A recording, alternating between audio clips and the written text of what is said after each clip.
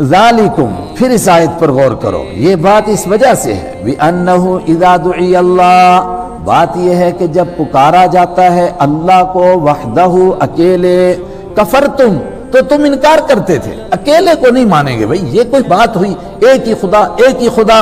وَإِن يُشْرَكْ بِهِ، اور اگر اس کے ساتھ شرک کیا جاتا تھا تُؤْمِنُوا تو تم ایمان لاتے تھے۔ شرک کرو تو اللہ بالکل مانتے ہیں، لیکن اگر اکیلے اللہ کو مانو تو پھر تیار نہیں ہیں۔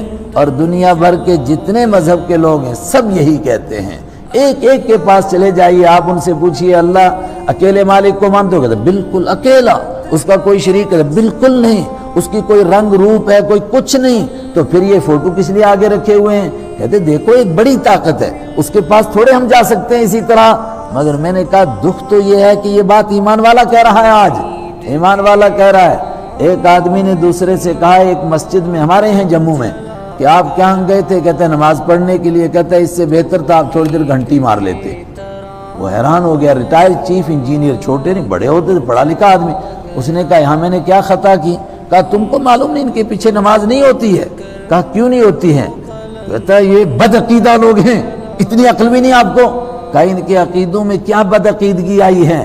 کہا یہ کہتے ہیں سب کچھ اللہ ہی سے ہوتا ہے۔ تو اس نے کہا بالکل اس کے الفاظ نے، ابھی زندہ ہے وہ، اس نے مجھے آ کر سنایا تو کہنے لگا میں نے اس سے پوچھا کہ آپ کیا کہتے ہیں؟ کہتا ہے میں کہتا ہوں اگر صرف اللہ ہی سے ہوتا ہے تو پھر یہ زیارتیں مٹی کا ڈھیر ہیں، کس لیے بنائی ہیں یہ قبریں؟ وہ تیرے باپ نے بنائی ہیں، کیا خدا نے بنانے کے لیے کہا تھا تجھے؟ قبریں بناؤ اور مجاور بنو اور قبروں کے اوپر بیٹھ جاؤ۔ اگر کوئی سب سے بڑا ولی ہوتا تو اللہ کے نبی کے بعد ابو بکر ولی ہوتے نا، تو ابو بکر کی قبر کے اوپر کون بیٹھا؟ کتنے بکرے چڑھے وہاں پر؟ حضرت عمر کی قبر پر کتنے بکرے چڑھے؟ حضرت علی کی قبر پر کتنے چڑھے؟ حضرت عثمان کی قبر پر اتنے بڑے بڑے صحابہ۔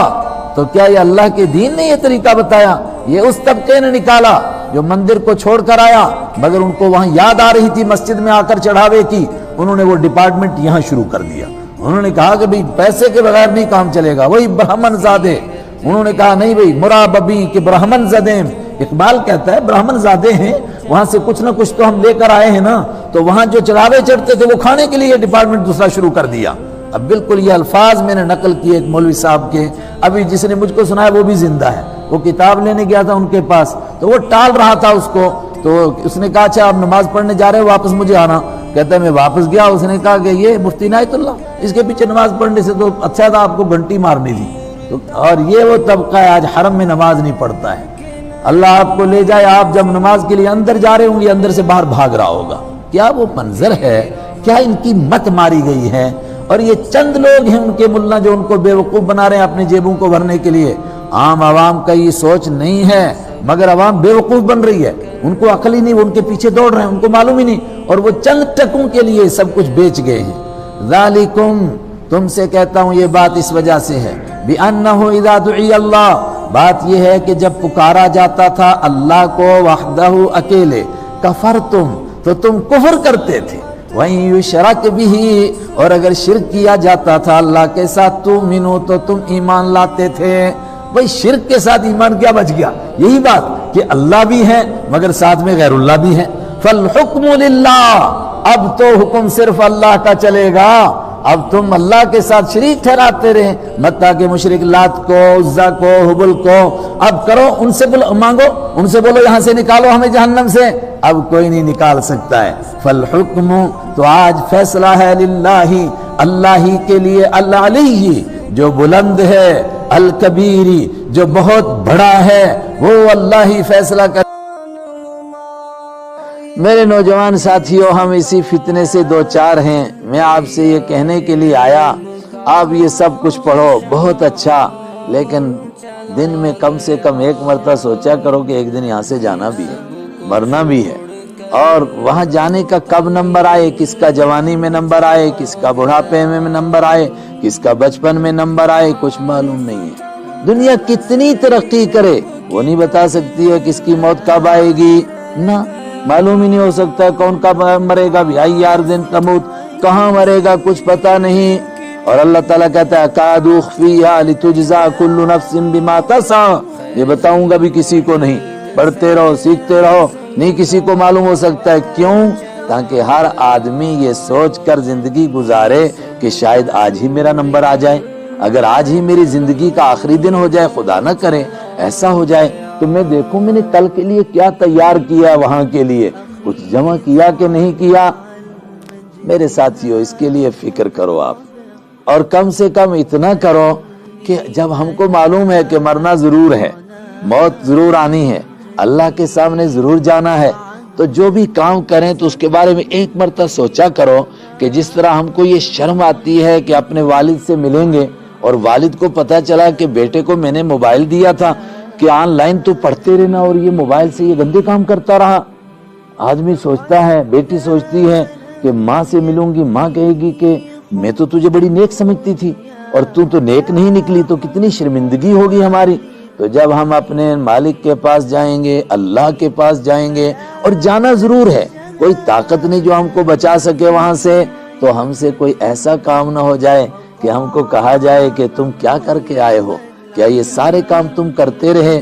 لوگوں کے سامنے یہ کام نہیں کر سکتے تھے، چھپتے تھے، چوری سے کام کرتے تھے، چوریاں بھی چھپ کر کرتے تھے، مگر میں دیکھ رہا تھا تو میرے دیکھتے دیکھتے تم یہ چوریاں کرتے رہے. کیا تم نے لوگوں سے مجھ کو کمزور سمجھا؟ کتنے چھوٹے چھوٹے بچوں کے سامنے بھی آدمی گناہ کرنے سے ڈرتا ہے کہ یہ دیکھ رہے ہیں، تو اللہ کے سامنے کرتے رہے اور اللہ دیکھتا رہا. جب ہم کو پوچھے گا کہ میرے دیکھتے دیکھتے تم یہ سارے کام کرتے رہے، تم نے مجھ کو اتنا کمزور سمجھا تھا کیا؟ یا میری کوئی حیثیت ہی نہیں تھی؟ میرے سے تم کو کوئی ڈر نہیں لگا؟ یہ سوچ کر کہ ہم زندگی گزاریں، کوئی ایسا کام نہ ہو جائے کہ کل ہم کو اللہ کے سامنے جواب دینا مشکل ہو جائے.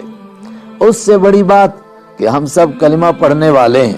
یہ بات تو ایک جرنل بات ہے جو غیر ایمان والا بھی سمجھتا ہے، لیکن ہم محمد عربی صلی اللہ علیہ وسلم کا کلمہ پڑھنے والے ہیں.